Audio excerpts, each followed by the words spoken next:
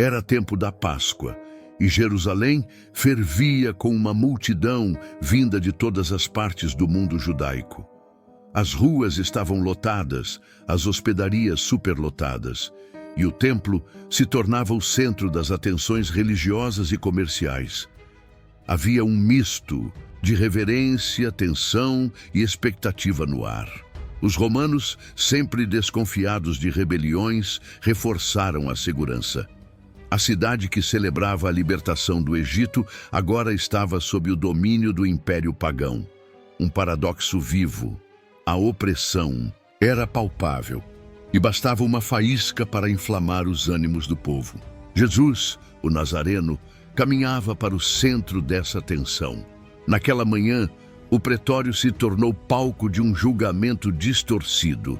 Pôncio Pilatos, pressionado pelas autoridades judaicas e pela multidão manipulada, entregou Jesus para ser crucificado, lavando suas mãos como se isso bastasse para limpar a consciência. Barrabás, um criminoso, foi solto. O inocente foi condenado. Os soldados romanos zombaram, coroaram-no com espinhos, vestiram-no com manto púrpura e, sem saber, cumpriram profecias milenares. Como cordeiro foi levado ao matadouro. Isaías 53:7. Os ecos do Antigo Testamento estavam sendo vividos ali, diante dos olhos cegos de muitos. A cidade, que deveria ser luz para as nações, agora rejeitava o próprio Filho de Deus. A multidão que dias antes clamava, Hosana ao Filho de Davi, agora bradava, crucifica-o. As vozes ecoavam pelos muros e o som das chicotadas misturava-se ao clamor ensandecido. Crianças, anciãos, peregrinos, todos se espremiam para ver aquele que, com palavras de amor, havia abalado o status quo dos poderosos. As autoridades religiosas, com semblantes fechados e satisfeitos, viam no sangue de Jesus a preservação de seu sistema. Mas mal sabiam que estavam selando a ruína de tudo o que conheciam. As ruas que levavam ao Gólgota se transformaram em uma via de vergonha e dor. A cruz, pesada e áspera, foi colocada sobre os ombros do condenado. Mas o corpo de Jesus já estava exausto.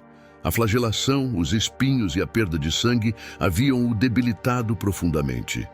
Mesmo assim, ele seguia, tropeçando, ferido, mas determinado. A via dolorosa, hoje marcada por placas e capelas, naquele dia era apenas mais uma viela suja, com pedras escorregadias, vozes ofensivas e um cheiro acre de suor, sangue e injustiça. O povo seguia, alguns rindo, outros lamentando e muitos apenas incuriosos. A crucificação, afinal, era também espetáculo público, punição exemplar. Mas aquele evento não era como os outros. Havia uma inquietação silenciosa em alguns corações. Quem era aquele homem que, mesmo dilacerado, caminhava com tamanha dignidade? Os soldados murmuravam entre si e algumas mulheres choravam à distância. Havia algo sagrado naquele momento de horror. E no meio daquela multidão, um homem comum, vindo de longe, se aproximava sem saber que em instantes sua vida mudaria para sempre. Jerusalém, a cidade que mata seus profetas, tornava-se agora o palco final da maior entrega de amor da história. Enquanto os portões da cidade permaneciam abertos para os milhares que ali celebravam a libertação do passado, poucos percebiam que a verdadeira libertação estava sendo carregada por um corpo fraco rumo à cruz. E ali, entre lanças e gritos, surgia o tempo de Simão de Cirene. Antes de continuar, aproveite para deixar o seu like, se inscrever no canal e nos dizer nos comentários de onde vocês estão assistindo esse vídeo. Isso nos ajuda a trazer mais conteúdos como este e espalhar esse conhecimento. Simão era natural de Cirene, uma antiga cidade localizada na atual Líbia, no norte da África. A Bíblia o apresenta de forma súbita, no auge da narrativa da crucificação, mas sua menção carrega camadas que merecem ser desdobradas. A região de Cirene, dominada na época pelo Império Romano, abrigava uma próspera comunidade judaica, formada por judeus da diáspora que viviam longe da Judéia, mas permaneciam fiéis às tradições de seus pais. Simão, portanto, era provavelmente judeu, devoto e temente a Deus, e viajava até Jerusalém para celebrar a Páscoa, como muitos outros peregrinos. O Evangelho de Marcos 15:21 nos oferece uma importante pista. E obrigaram a Simão, que passava, vindo do campo, pai de Alexandre e de Rufo, a que levasse a cruz. Esse versículo nos revela que Simão não estava envolvido com a multidão desde o início, mas passava, talvez recém-chegado dos arredores ou do campo, e foi apanhado de surpresa. Marcos ainda se refere a ele como pai de Alexandre e Rufo, detalhe raro na Bíblia, o que sugere que seus filhos já eram conhecidos da comunidade cristã da época da escrita do Evangelho. Isso indica uma possível conexão posterior com a igreja primitiva. Cirene aparece em outros momentos do Novo Testamento, como em Atos 2:10 e Atos 6:9, demonstrando que havia uma presença significativa de judeus sireneus em Jerusalém durante a festa. É possível que Simão fizesse parte dessa rede de contatos e estivesse ali para cumprir um voto, oferecer sacrifícios ou simplesmente viver a experiência pascal em Jerusalém. Mas o destino lhe reservaria algo muito além do que ele esperava: o contato direto com o Messias sofredor. A escolha de Simão pelos soldados não foi aleatória. Quando perceberam que Jesus não tinha mais forças para seguir com a cruz, procuraram alguém entre a multidão que estivesse com porte físico adequado. Talvez o tom de pele, os traços norte-africanos ou até suas vestes distintas tenham destacado Simão no meio do povo. Ele foi forçado a carregar a cruz, como apontam os evangelistas. Não foi uma escolha voluntária. E isso carrega um simbolismo profundo. Muitas vezes, o verdadeiro chamado surge no momento da interrupção, do imprevisto, do choque. Ainda que sua participação pareça breve, a presença de Simão na narrativa carrega uma força simbólica imensa. Um estrangeiro, vindo de longe, é quem tem a honra e o fardo de ajudar Jesus em sua jornada final. Em um mundo marcado por divisões étnicas e religiosas, Simão de Cirene se torna o elo entre raças, continentes e povos. Ele representa o outro, o diferente, que acaba mais próximo de Jesus do que os próprios discípulos naquele momento de dor. Assim, mesmo sem longos discursos ou feitos registrados, Simão se destaca como figura-chave da paixão. Seu nome ecoa nas páginas do Evangelho como testemunha silenciosa e inesperada. Um peregrino que se tornaria participante do maior evento da história da redenção. E o mais impressionante ainda estava por vir. Seu encontro com Jesus não terminaria ali. Não foram necessárias palavras. Quando Simão se colocou ao lado de Jesus, segurando a extremidade da cruz, o olhar do Nazareno o encontrou. Não era um olhar de desespero, nem de dor apenas. Era algo que rompia a lógica daquele momento brutal. Era um olhar sereno, profundo, cheio de compaixão, como se dissesse obrigado. Simão, ainda ofegante e sujo de sangue alheio, sentiu-se atravessado por uma presença que ele não compreendia com a razão, mas que mexia com tudo dentro dele. Como pode alguém ferido, traído e condenado olhar com tanta paz para quem lhe estende socorro? Naquele instante, dois mundos colidiram, o do homem comum e o do Cordeiro de Deus. A dor unia seus corpos, mas algo além se entrelaçava: o propósito divino. Simão não era amigo, nem discípulo, nem familiar de Jesus. Era apenas alguém que passava, mas aquele olhar o puxava para dentro do mistério. Diante de tantos que fugiram, zombaram ou assistiram de longe, foi um estrangeiro africano quem se aproximou a ponto de encarar o Messias nos olhos. E naquele olhar, talvez ele tenha vislumbrado mais do que a humanidade ferida de Jesus. Talvez tenha vislumbrado a glória escondida na fraqueza. A troca de olhares entre eles não foi apenas um encontro humano, foi um chamado. Simão não sabia que estava diante daquele sobre quem os profetas escreveram, homem de dores, experimentado no sofrimento. Isaías 53:3. Mas seus sentidos registraram algo inapagável. Não havia arrogância nem resignação. Havia entrega, havia amor. Um amor que transbordava mesmo quando tudo ao redor gritava injustiça. A cruz se tornava mais leve, não por causa do peso, mas por causa daquele que a aceitava em silêncio, com o rosto machucado e os olhos cheios de eternidade. Esse tipo de encontro marca uma alma para sempre. Quem encara Jesus em seu sofrimento nunca mais volta a ser o mesmo. Não importa se foi por obrigação, por acaso ou por empurrão. Quando os olhos encontram os olhos de Cristo, algo muda. Simão, mesmo sem compreender completamente o que via, sentiu o coração acelerar. O medo cedeu lugar à reverência. A sujeira da cruz agora parecia santa. A vergonha de estar ali se transformava em honra inexplicável. Era como se, mesmo no silêncio, Jesus dissesse: "Você está participando do plano do Pai." Esse olhar não foi só para Simão, foi para o mundo. Nele estava contido o perdão, a reconciliação, o chamado ao discipulado. Era o mesmo olhar com que Jesus havia acolhido o leproso, perdoado a adúltera e chorado por Jerusalém. Agora, ferido e ensanguentado, ele ainda olhava com compaixão. Esse é o mistério da cruz. Mesmo no limite da dor, o Cordeiro continua amando. E Simão, que começou aquele dia como mais um peregrino anônimo, agora carregava não apenas a cruz, carregava o olhar de Jesus cravado em sua memória. A caminhada até o Gólgota não foi rápida nem tranquila. A cada passo, o chão se tingia de sangue e poeira.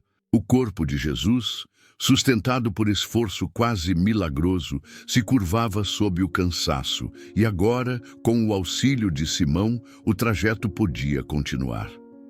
A via dolorosa, estreita e cercada por muros e olhares, se tornava o palco de um drama celestial, vivido diante de uma multidão barulhenta. Crianças choravam, mulheres lamentavam, e soldados romanos abriam caminho com lanças e gritos. Mas entre todos, dois homens seguiam lado a lado, o Filho de Deus e um homem estrangeiro, unidos pela dor e pelo destino. Os olhos da multidão os seguiam. Alguns zombavam, cuspindo palavras de escárnio. Outros observavam com um tipo de temor. Entre os soldados havia indiferença, brutalidade e também um certo desconforto, como se no fundo soubessem que estavam fazendo parte de algo. E entre as mulheres piedosas ouvia-se o pranto. Lucas 23, 27 e 28 relata que algumas delas choravam, e Jesus, mesmo em agonia, as consolou dizendo: "Filhas de Jerusalém, não chorem por mim, chorem por vocês mesmas e por seus filhos." O Gólgota, o lugar da caveira, já estava à vista. A colina rochosa parecia observar em silêncio a aproximação dos condenados. A cruz, símbolo de vergonha e castigo, se tornava agora símbolo de redenção.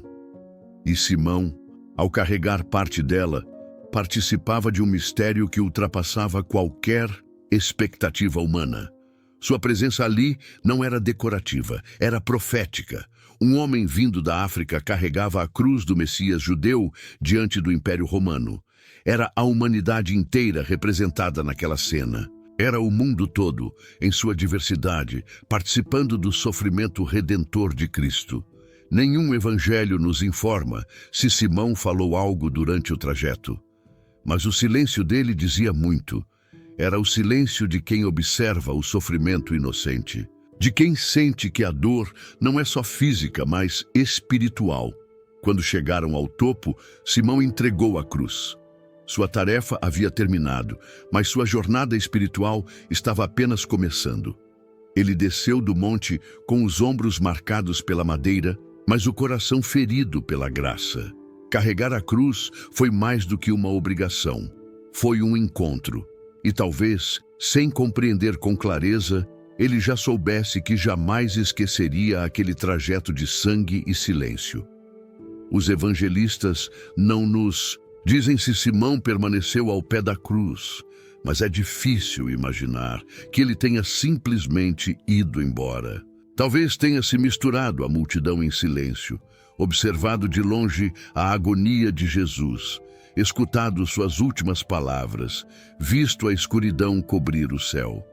Talvez tenha sentido que aquela morte não era apenas o fim de um homem bom, mas o nascimento de algo maior. A tradição cristã, embora sem bases bíblicas diretas, sustenta que Simão se tornou seguidor de Jesus depois daquele dia. Há quem diga que sua casa se tornou um ponto de apoio para os cristãos primitivos. E se os seus filhos, Alexandre e Rufo, são de fato os mesmos mencionados mais tarde por Paulo, isso significa que a fé cristã floresceu em sua linhagem. Algo se partiu em Simão naquela estrada, mas algo muito maior foi plantado, uma fé viva, regada pela memória daquele olhar e daquela madeira que ele carregou. A menção a Simão de Cirene no Evangelho de Marcos vem acompanhada de um detalhe raro e valioso. Simão, pai de Alexandre e de Rufo. Marcos 15, 21. Poucos personagens bíblicos recebem esse tipo de descrição familiar, e isso levanta uma pergunta inevitável. Por que Marcos mencionaria os filhos de Simão, a não ser que fossem conhecidos dos primeiros cristãos? Essa simples observação sugere que a experiência do pai deixou marcas profundas também nos filhos, marcas que atravessaram fronteiras e chegaram até a igreja nascente.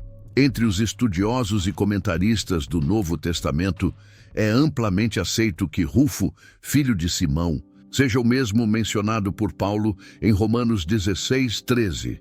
Saudai Rufo, eleito no Senhor, e sua mãe, que também tem sido mãe para mim. Essas palavras carregadas de carinho e familiaridade indicam que Rufo se tornou não apenas um crente, mas um discípulo destacado. A forma como Paulo se refere à mãe de Rufo, provavelmente a esposa de Simão, revela um laço espiritual forte com a família inteira. É como se aquele encontro forçado com a cruz tivesse aberto as portas da casa de Simão para o reino de Deus. A presença de Alexandre, por outro lado, é mais obscura. Alguns estudiosos apontam que ele pode ter sido reconhecido entre os primeiros cristãos como alguém ativo na comunidade. Mas não há evidência clara além da menção em Marcos. Ainda assim, o fato de Marcos registrar seus nomes implica que os leitores originais do Evangelho sabiam quem eram esses homens. A família de Simão não permaneceu anônima. Foi lembrada, honrada e reconhecida dentro do corpo da igreja. E isso fala da influência que aquele momento no Gólgota teve muito além do instante. Essa herança espiritual é poderosa. Simão não apenas teve um encontro pessoal com Jesus, ele levou esse encontro para casa. Carregou a cruz nos ombros, mas também a plantou no coração de seus filhos. Não há indício de que ele tenha discursado, pregado ou feito milagres. O que há é uma história silenciosa que deu frutos em sua própria descendência. Um pai que um dia, por acaso ou providência, tocou a cruz e passou adiante a semente da fé. Na cultura judaica, o papel do pai como transmissor da fé era essencial. Simão, que viera de Cirene para celebrar a Páscoa com seus filhos, acabou oferecendo-lhes muito mais que tradições. Ofereceu-lhes o testemunho de ter tocado o Salvador. Rufus, agora chamado eleito no Senhor por Paulo, talvez tenha crescido ouvindo essa história contada com lágrimas e gratidão. Talvez tenha sido moldado por esse testemunho vivo. O simples ato de carregar a cruz se tornou um legado que atravessou gerações. A tradição cristã abraçou Simão como modelo de discipulado humilde, e sua história passou a ser contada não apenas nas Escrituras, mas nos corações dos que se veem chamados a caminhar ao lado de Cristo, mesmo nas sombras. Em procissões da Semana Santa ao redor do mundo, Simão é lembrado com reverência. Artistas, desde a Idade Média até o século XXI, retrataram sua figura suada, curva, com os ombros marcados pela cruz, quase sempre com uma expressão de espanto misturado à reverência. Não é à toa. Ele representa cada um de nós. Afinal, quem nunca foi surpreendido por um peso que não esperava carregar?